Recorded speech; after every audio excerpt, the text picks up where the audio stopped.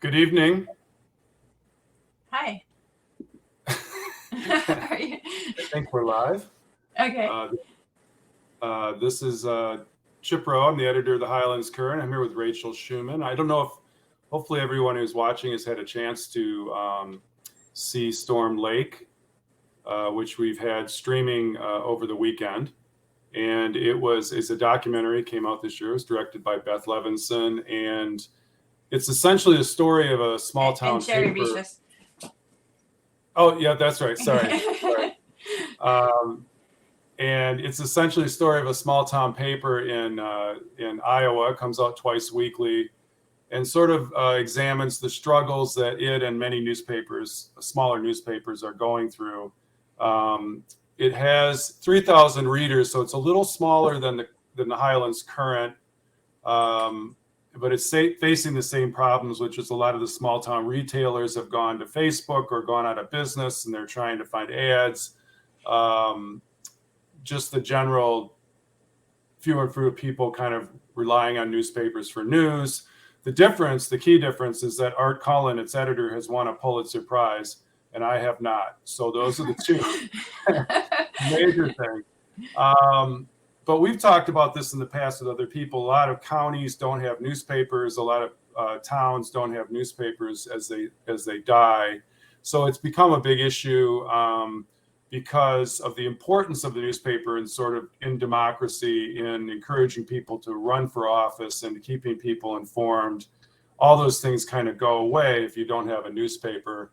And I thought the film was, I can't tell. I think it's a great film, but I'm also a newspaper editor, so it's really interesting to me. But it's interesting to see the response that it's getting from people who aren't in the business, as far as the role of the paper in this town, which is why I thought it was great we're able to license it to put it up.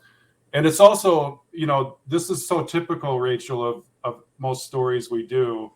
You pick any film or any book or whatever, and there's always a connection. Somebody worked on it who lives in Beacon or Cold Spring. So it was not surprising when I went through the credits to see both yourself, because we've written about you in the past when you did your film a few years ago, 1 October, right? Right. Yes, you did. Yep. And then Toby Shimon, who was a consulting producer, is of course Cold Spring Emmy Award-winning documentary maker, and she had a conflict. Hopefully, she'll maybe jump on while we're here. But Rachel was the editor of the film. And she moved here to Beacon, I should say, in 2014. The film 1 October came out we wrote about it in 2017.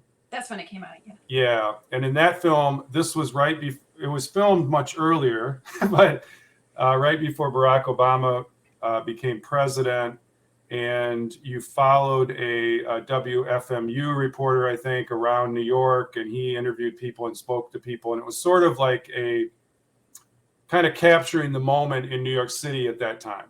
And that was the film that then it was screened at Depot Docs, I remember, had live music, which was a big deal. First time they'd done that. So here we are. And so you edit this film. I guess I'm first curious about how you get hooked up with the director in this case. Like, I imagine all the documentary filmmakers kind of hang out, or you all know each other. There's a club. Does she come?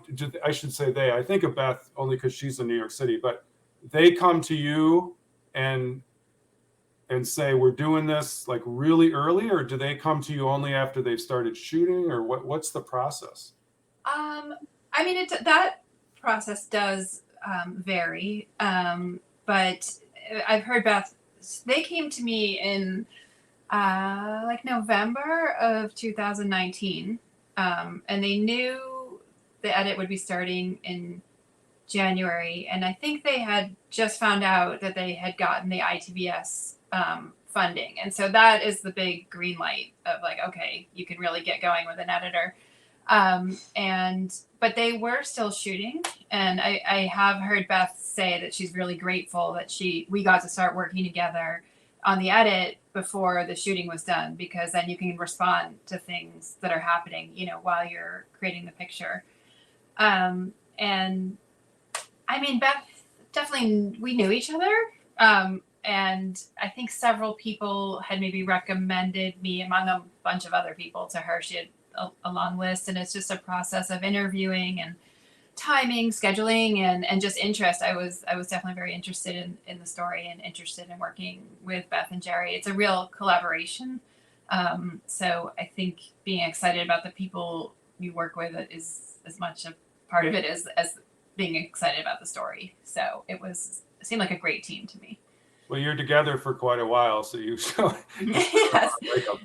I think it must be like having been a director as well, or you were really kind of a director first with your first film. So does that help? Do you think that's necessary to be a good editor, to have been on the other side where you're trying to shape the film as it's happening? Well, one thing I'll say is I actually do think of myself primarily as an editor. I've mostly been an editor in my career, and I've directed a couple of things. And I mean, that directing really helped me understand the whole process of fundraising and investors and the kind of people that you have to answer to, and the difficulty of distribution, and really intimately understanding that. It definitely gives me a lot of, for one, like compassion and understanding for what the directors and producers are going through. And then having to take such a wide view of like, because as an editor, you're a tradesperson almost. Like it's a very creative role, but at the end of the day, like, you're not out there having to be the face of the film or raise the money. But when you've had that experience of having to do that, I understood better, like, everything that's on the line and at stake, for the directors and producers. And I don't know, it just helped me really see the whole picture in terms of how a film gets made and every single part of it that goes into it. And then I think when you are a director and you feel a little more solely responsible for the storytelling, I did grow as a storyteller, having sat in the director's chair for that film. Yeah, see, that's what's so how does the process work as far as they, I keep saying she, Mm-hmm. they are out there. They hand you just, here's all the digital files, tell us a story. I mean, it can't be that way, but no. They have an idea. There's not a script or anything for you to follow, but I watched the film again today, like the second time, with you trying to imagine I was you.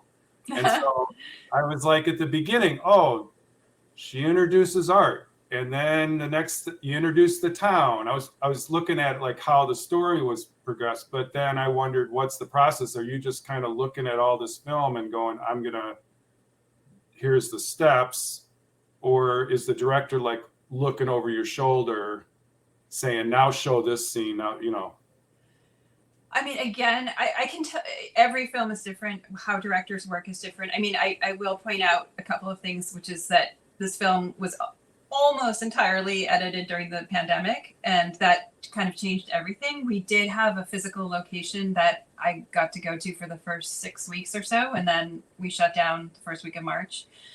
So that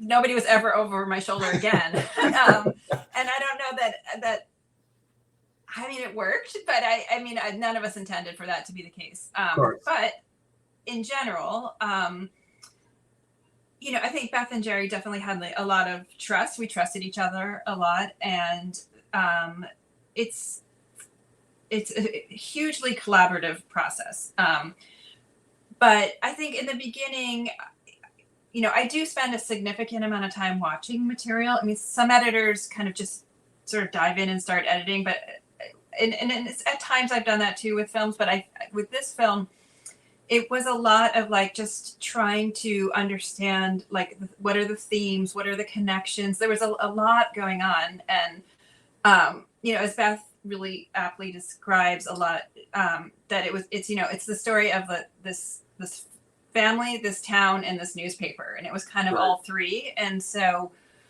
as we started watching, every week I would in the beginning I would go in and watch, and I would send Beth and Jerry at the end of the week kind of like a little report of my assessment of the footage, and the themes that were starting to emerge. And we just it's just a process of having many conversations.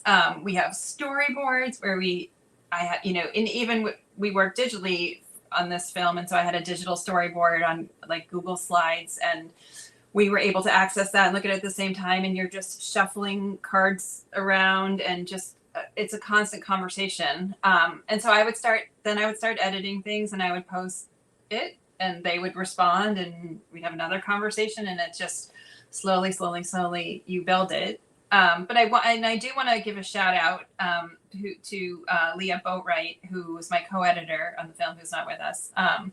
She came on after, in the pandemic time, like she started off as being just an additional editor, became a co-editor, and she really helped shape everything with me along the way. And Toby was actually our consulting editor, and we met with her I don't know, maybe, I'm not sure how many times, 6-7 times. She watched the film along the way and gave us very valuable notes as a person looking from the outside who wasn't in that space every day, and could first of all use her wisdom and her experience, and also a person who like watching it grow, but not on an everyday way, so they have more perspective. Right. So does the directors know the general arc, or are you pulling themes out of it? Because I mean, the film essentially has 3 parts, right? It's the beginning is about the town, and the middle is about the presidential candidates coming, and then the end is the pandemic. But that came out of your discussions, I imagine. Yes, the arc. The arc is built until, we had enormous changes at the last minute too. You watch it and we did test screenings and audience feedback, and there's still points where we're like, people in the beginning like weren't getting that Dolores was Art's wife and that Tom was the son, and we were like, we have to make this clear. So you just go back and you reinvent, how you're structuring it in order to make it happen, so that it's finally clear. But I think one of the things that we really wanted to show, and this is something that I was very struck by, that is just how interdependent all of these, it's like a giant ecosystem, a habitat in a way. And it's like, if one thing's not healthy, the other, if the town's not healthy, and the businesses are going out of business, then it's going to affect the newspaper, which is going to affect the family, which then they're not going to shop in the stores, and then more stores are going to close. Like it just, and the way that the big, in this town in particular, like the way agribusinesses, the way that the consolidation of those businesses changed that model, affected the makeup of the town by having all the immigrants who came in. That like a lot of the small town farmers were small farm, not small town, but like the smaller farm family farms. Were being put out of business. So I feel like in making the arc of the story, I know I'm kind of jumping deep into something but that's part of the process. How do you pick? I mean, there's a lot of stories. You got to figure out what's compelling, right? Right. Yeah, and so it was about, we really wanted to show that connection. Like, like I've talked about this before, but one of my favorite lines is when Art is talking about this problem, in particular about the consolidation of agribusinesses, but he's saying like, but all these immigrants are making money. They came to this, Storm Lake, and they've, infused this town with life and population, and it's thriving. And if you blow that whole system up, well, then what happens to those people? So right. It's too simplistic to think, what might seem like a first step of a solution. You could be angry about Tyson Foods, but look what else, is happening in that town because of them. So yeah, he had a good perspective. I mean, he was a good editor in that sense. I think he saw the different angles, and it wasn't a one track view of it. He kind of looked, and that came out in the film, like when he would discuss that. They were sympathetic to the immigrants, but also discussed the fears, and I thought that came out pretty well. How do you decide how long the film's going to be? I noticed this one's like 87 minutes, but then Omara, you've worked on, is 82 minutes.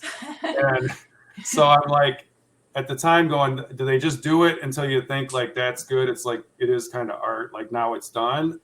And then on the other hand, you must have stuff you cut that you think, oh, that's really hard to cut that out. That's a great scene. And then I'm like, if it's arbitrary, make it 88 minutes and stick the scene, Well, we did have a time limit for ITBS. We could not go over. We're under that time. I think it was 91 minutes. For some reason right now, I just cannot remember the exact time. Right. And there was a certain moment where, like literally you're taking out, can we just take out the ums and uhs and thes and like anything else that we missed to like try and get it to time. And we were like, oh my God, we just need to lose 30 more seconds. But you start scraping away at one thing, and then you're like, oh well, actually, we could tighten that there. Now that came out, we kind of have to trim this here because it's like a big balancing act. I mean, you basically get it to a form, and it has to maintain its being compelling and that you want to keep watching, and it's still entertaining you. You're still learning something new, and I won't just say like, oh, it just falls away. But after watching it and watching it and watching it and getting like the feedback, you start to see, what is just not, like you want everything to be like a little gem, to like little sparkly like thing in there that's going to just keep that story going, keep it going.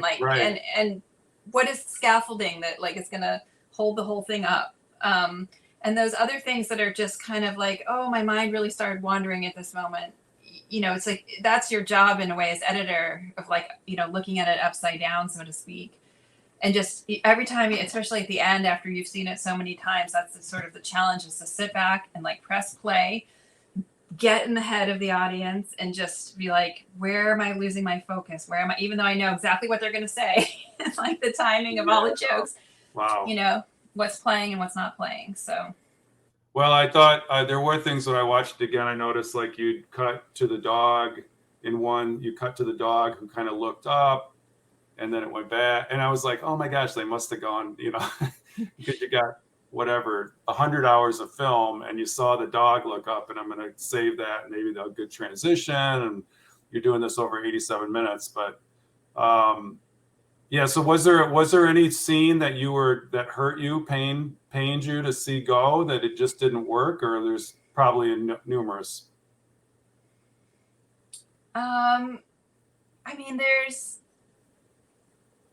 There were scenes that I did like, that for a long time I was holding on to, and then I came to a realization, we all did, that like it just wasn't working. So I don't think there's anything on the cutting room floor that is like heartbreaking. Like I feel like the stuff we loved is in there. There was like an amazing moment with Dolores that was just she here, I'll tell the story.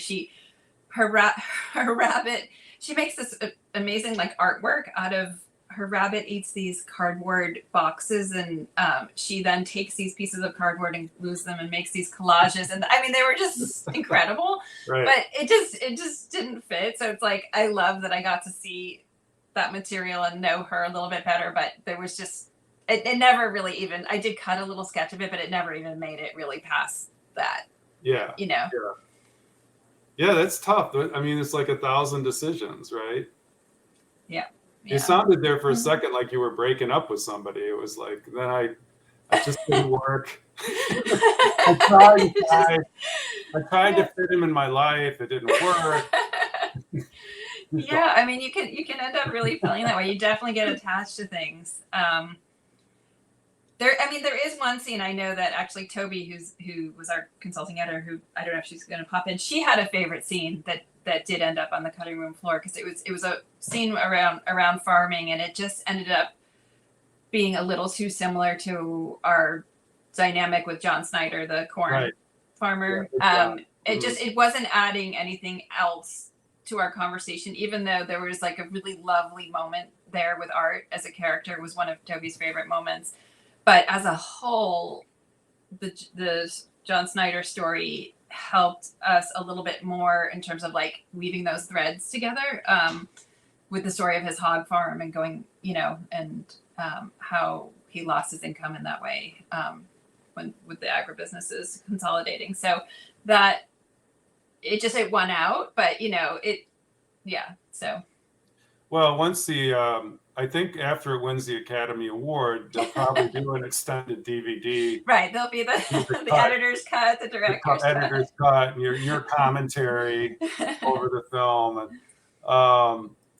how does that work anyway? So now you see all these films that say for your consideration, but there isn't a list at this point. It's just lobbying, right, to get whoever is judging the documentaries. Are you familiar with the process? They just try to lobby people to come, see this documentary with the hope that it would make the short list, is how I take it. Right. I mean, you have to qualify, and I don't know what you have to do to qualify. I mean, I know you have to have a theatrical release. There's a lot of steps, and you have to kind of check all the boxes to qualify. And I know Stormlight qualifies, and then you have to decide to make the run, to do all the press and do all the screenings and all the campaign to get people to watch and to vote. And then the documentary arm of the Academy votes. I'm not part of the Academy, so, it's not, those aren't crossing my desk, but I know you get screeners, and I don't know if you're in the Academy and you get like, here's your 20 to decide on, or I really don't know how they do it, but yeah, that would be a tough job. But I think it was smart to do a documentary about newspapers, because newspapers love it and promote it. So maybe a documentary about the advertising industry would be simple.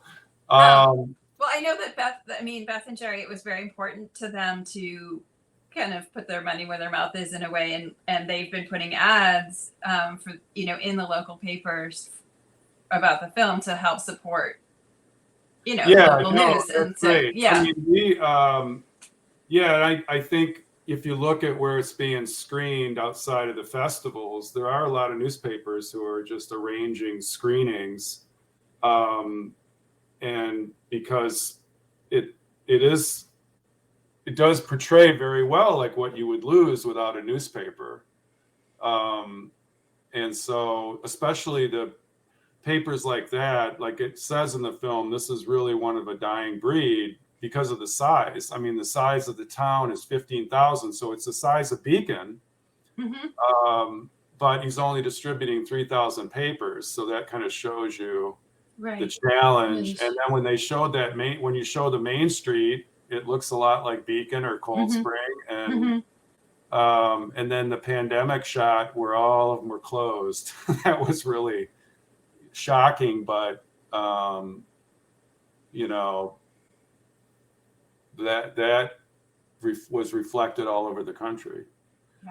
And I think you're seeing, it was interesting to me because the models are different. Like they own that paper, the family owned paper. They sort of, they're doing it to support the 10 employees. But you're seeing a lot of these papers like us going to a nonprofit model where you really just say to the readers, as they were doing, right? Like he wrote that editorial, like we are here, we've been here for years. And so you hope that works and that people realize, I think as Dolores said, Facebook's not where you're going to get what's going on. Even if you're mad at the paper or you don't, as you saw, which was great, like the readers going, oh, I skip Art's column. Yeah, exactly. I thought that was great, or the woman who said, I read it, but I don't agree with him. I thought that was great too. Like, she didn't have to agree with him, but right. So you also, do you work on You generally do like one film at a time.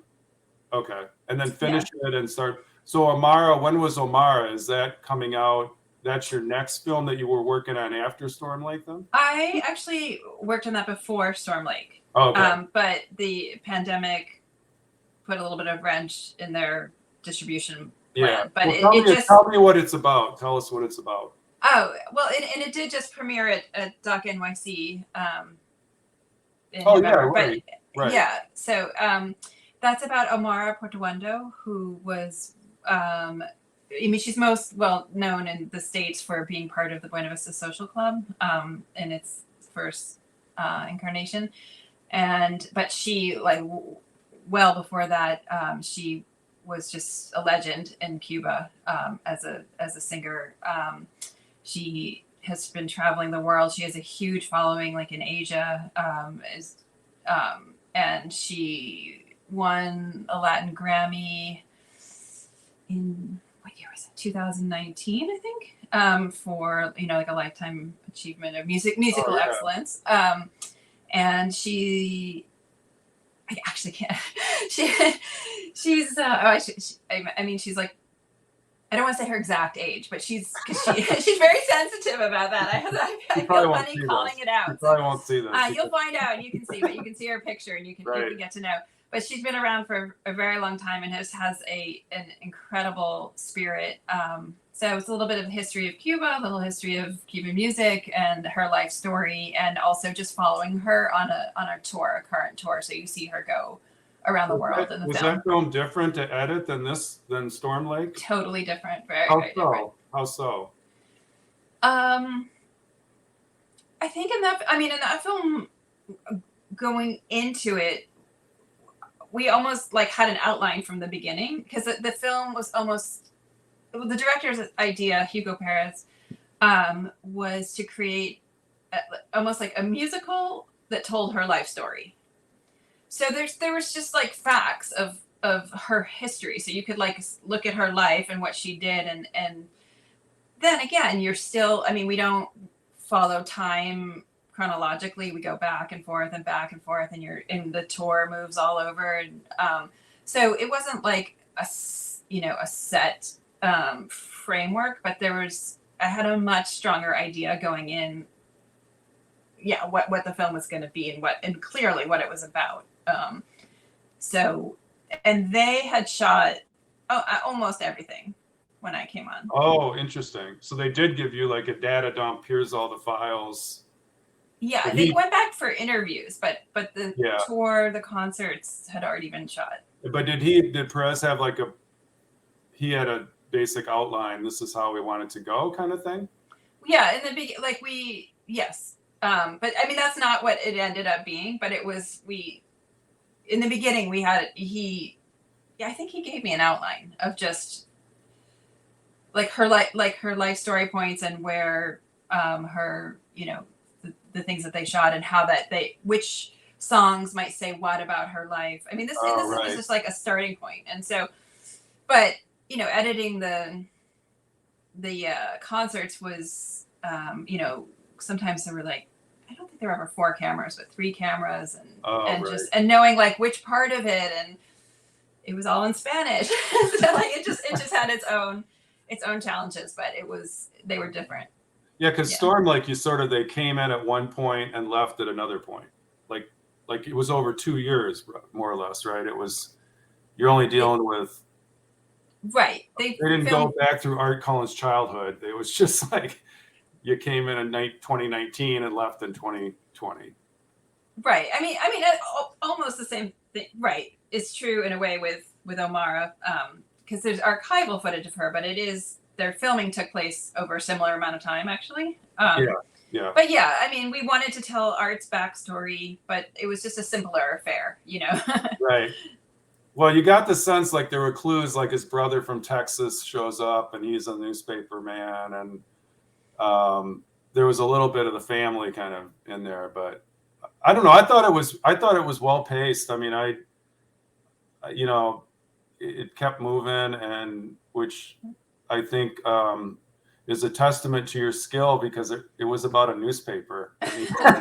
Thank you. I mean, I think they're exciting, but yeah, I thought it was. I mean, you mentioned that earlier, though. That it really wasn't. I joke, but it's not about the newspaper. In effect, it was about the town, immigration, national politics, all sort of swirling around this building, but showed, that they were kind of at the center of it,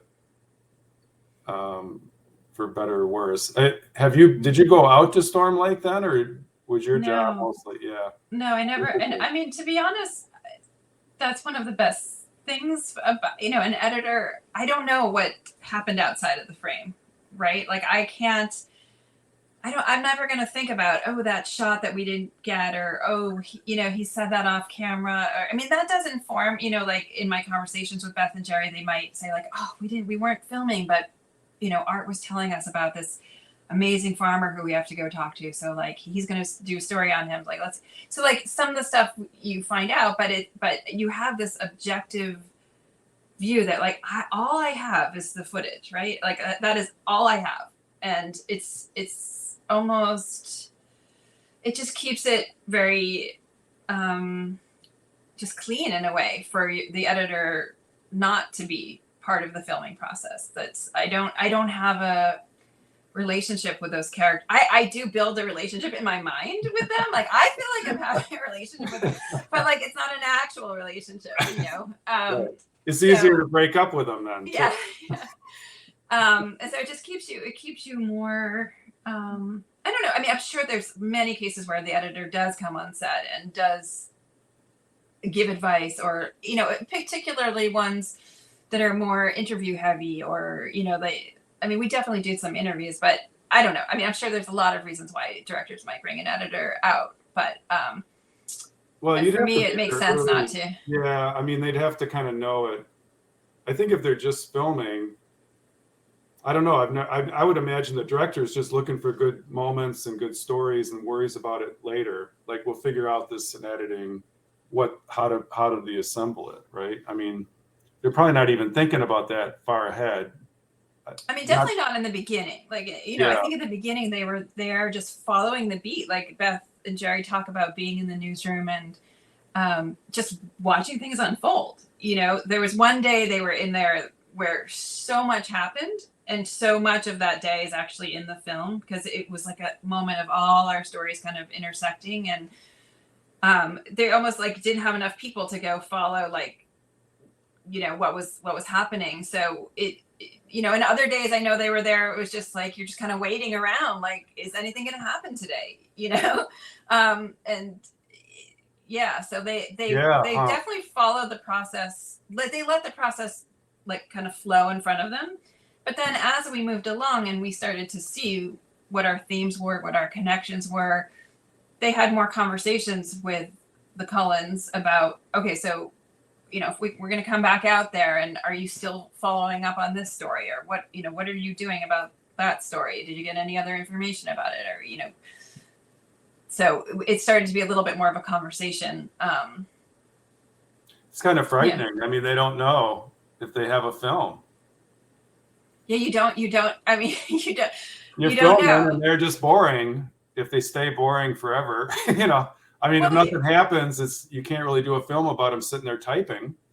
Right. I mean, but there were certainly clues. I mean, I think, Art is this doesn't necessarily mean it's a good film subject, but he's an excellent writer. His writing style has like also a, sort of prosaic quality to it too, that is just lovely to hear out loud. And that was what kind of hooked Beth and Jerry. I don't know, I'll just give a little background that Jerry is from the same, like almost about an hour away from Storm Lake in Iowa, and from a family of farmers. And he found out about the story by hearing that Art had won the Pulitzer Prize, and somebody was like, "Oh gosh, that's like an hour away from where I grew up." And he is like kind of a news junkie, and he's like, "I gotta meet this guy." And he fell in love with Art, right away, and wanted to make the film. It was sort of like I think I'm speaking for him, but like courting Beth to come on board. And Beth talks about having read an editorial that Art wrote for the Times, because his work gets published in the Wall Street Journal and the New York Times sometime. And I think the title of it was like, in my town, we need immigrants. I might be that's essentially what it was, I think. But Beth talks about how she cried, like in reading that. It was just like this plea of why, Storm Lake needs these people. And with all the political, the era that we were in with immigration and being so hard, it just was this voice kind of just rang out to her, and she really fell in love with his writing and with his mission, kind of. And I don't know, she was hooked from there. Interesting. So there was like these, he had won the Pulitzer. He has a beautiful writing style. The town is really fascinating. So there were these elements that were there from the beginning. And then you get a couple of scenes that you're like, oh, that's a really good scene. So then you have Something. these things to build on. And we knew Iowa plays a big role especially in the beginning of the political season. And Art is such a political commentator. He already was going on CNN and different things. So we just knew that just as an arc, we could at least like build it off this year of the political campaign and watch this town in this newspaper. And then of course the pandemic added an element that nobody could see coming, but of course played into all the themes. But I think we felt pretty sure there was a story there, like, always, but it was just kind of figuring out how to tell it. It's really, That's the easy part, right? That made me think, like, when you had scenes where he was reading from an editorial, and for instance, you showed the river, or there was the storm scene with the storm. Is that something the editor comes up with? Like, they filmed that. Did they just film that anyway, or did you say, hey, you should film some of the weather scenes because it would work well? How does that work? Yeah, I mean, it's again a combination. Like most, the word in the trade is like B-roll, but even though we all joke about that there's no such thing as B-roll, it's all import, it's all A-roll. Yeah. But it's just, the scenics, or just a sense of the place. And the place was, Beth and Jerry always felt like the place was very, very important to the film. So there was no lack of like, Jerry going out and getting beautiful shots of the place. We wanted the place to be felt. Right. And so then it's just and we wanted to use Art's editorials to allow the film to get a little more lyrical in those spots. And so for me, they were some of my favorite parts of the editing. I loved like the Christmas montage of him reading that. Yeah, that was one of my favorite things to the process of editing that. But then it's just me, like, then I have this list of footage, and I'm thinking like you come up with music that's sort of a temporary track. So I'm feeling the music, I'm feeling Art's words, and then I'm seeing Jerry's footage, and I'm just like, it's just an intuitive, emotional response, and just trying to get images, for me anyway, that sort of either like tie it all together, elevate it, are surprising, that aren't quite literal, especially in a montage like that. Of course, when we're talking about a newspaper story and we're meeting somebody, like, you're going to follow the action in a way that's more verite, and so you're able to understand the story. But then in those other moments where Art's writing, like I said, had that lyrical quality, we were able to let the filmmaking get more lyrical and use the footage in a way that was just a little more creative or imaginative. Yeah, I thought the transitions were great. I mean, I don't know, the little snippets, that would kind of move you, which must be I guess it's an acquired skill after a while. Like, how are we going to get from one point to the next? And so the weather helped, like those shots helped, the dog shots. You know, like it was, you stayed there, but I mean, Peach was definitely one of our characters. useful dog. Yeah. I could tell that they had been there a while, though, too. Like when you're filming them inside their house and they're talking about the butter and they're arguing over who took the last part of the butter. I'm like, those filmmakers have been there a while, because they don't seem to even know the camera's like 5 feet away from them, you know, when he's adjusting his tie. And oh my God, that's I don't know. Can I reveal that was one of the first shoots? I think. I mean, Jerry. Really? Well, yeah, they really didn't. Yeah, maybe Art's more used to it though, because he's been on. Yeah, he is more used to it because he's been on. Yeah. But they all seem like, you know, you're like typing, you're working at the newspaper, she's on the phone, or Dolores, and you know the camera's like 3 feet away from her, and she's as if there's not there. I just thought they must have been there a while after, you know, they probably I know they spent hours inside that little newsroom. The hours. At some point they just kind of forgot they were there. And they were great subjects. I mean, they really were able to just get on with it and, you know, do their reporting and just not pay that much attention to, you know, I don't know what it was like, you know, in the room when they were there, but I think over the months they spent a lot of time there, and I think they just grew used to them. Well, even the community though, like I remember the one scene when the son goes in and he's getting a press pass or something, and I'm like, there's a camera crew behind him, and she's just, the woman giving the passes, like, you not reacting, like not staring into the camera and going, what the heck is this? Am I on TV? You know, kind of reaction. And you just think that's because that camera crew's been in town for 4 weeks and everybody's seen them following the Cullens around. Well, I mean, I'm sure that's true too. And I mean, there is some producing, you know, to like, you know, there's getting permissions to shoot in that location. It's not, you don't show up as a surprise. Oh, right. There's definitely legwork that goes into like, hey, we're doing this documentary. Is it okay if we come in? You know, you have a lot of conversations. And then there's also a lot of stuff that's not in the movie. Well, I wondered, but you do get people who are like, oh, wow, what's going on? Kind of, I mean, they just don't, they cut out of it, but the interactions they had, it seemed like the people they were talking to were blasé about the fact there was this camera there. Like they didn't seem to even notice it, which I suppose is part of the editing, but also just interesting. I think as a society though, you know, don't you think like people are just so used to cameras these days? Yeah. I don't know if that's part of it too. I mean, it's not like there's tons of footage of people just staring at the camera, but I mean, that is part of the job to make it all look like it just flows. Yeah.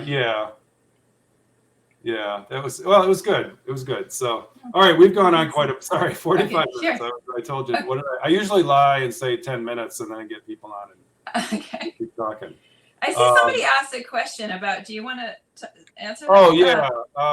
Well, one was, how long a period did you film? I mean, they filmed over 2 years, right? It was, when did they stop? They stopped filming at the end of 2020. Was the last shoot was the election day. Oh, that was the last shoot. Oh, wow. Mm-hmm. Okay. So then how long did you spend on it after they put it in the can? Is that the term they use? Not anymore, but they used to. I mean, we edited for about, it's roughly 40 weeks. I'm sorry, it was a little bit more than that. Got it like between 9 and 10 months. And then there's like a couple days picked up here and there. And then there's the finishing. But we knew we were heading to the election. Like we had that slotted out. We knew just how we were going to use that in the end. So that was a very targeted shoot. They were like, we just wanted to get the polls, and it was more about atmosphere, because like we all know what happened in the election. It wasn't really about, at that point, really covering it as a story, just to show like that we had come full circle from the first political event of the season with the forum ending with the last the election. So the election was now I'm confused a little. So the election was 2020, November, right? November 2020. 2020. Mm-hmm. And then the pandemic had already happened though. But all those visits over the summer were the previous summer. All the visits from the presidential candidates were 2019. It was pre-pandemic. Right, like Pete Buttigieg, that was 2019. Got it. Okay. That stuff was 2019, and then but they went back, and there's like this the dual language scene. I think was shot in early 2020, like February-ish, like the Oh, winter of right. 2020. I'm Right pretty sure. before. That's right. That's right. Yeah. So it was right before, and then they went out during the pandemic several times. Yeah. Okay. Well, then that somebody else had also just asked, what rang true to me, I guess, watching it. I mean, all of it, all of the challenges. I think the advertising challenge, when they sat and talked about, the two brothers talking about Facebook and all the small merchants kind of disappearing. I think that hurts small papers because we don't get Walmart. We don't get, we're not getting the big, just as they're not getting Tyson Foods. There was one scene where they put a Tyson's Food Help Wanted ad in, but that was about it. Tyson Foods not advertising their chickens and pork in the Storm Lake Times. So that really did show like the importance of the small town merchants. And when she went around and was talking to the merchants, and saying that it'll be $100, and they're pausing because it's the thin margins they're working on. So yeah, very thin. So that rang true. I think the reporters go into the meetings, and the one thing about the son was he was tall, which I'm tall as well, so it's hard to blend in to the crowd. He's always like a foot taller in the middle of the crowd with a notepad. But yeah, all that stuff, the importance of kind of keeping track of what's going on, and I don't know, having your son be the reporter, that was an interesting relationship. Come over here. I'm changing this.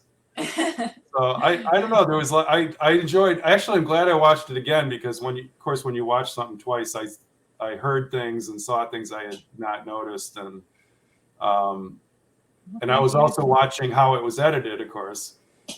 Watching more like the transition, or that was cool. They start with a keyboard, and then so I watched it with a different eye, I think, the second time, and it was still interesting. Even though I knew it was going to happen. Which is, I guess, a sign of a good documentary. Well, thank you, Rachel. All remote because it was all the pandemic. Yeah. Well, thank you again. I appreciate it. Thank you, Chip. Thank you so much for having us. I will say, if people, if you haven't seen it, I don't know why you'd watch this before you've seen it, but if you haven't, it's still up till midnight. So enjoy it. It's a great film. Thank you. Thank you. Thank you so much.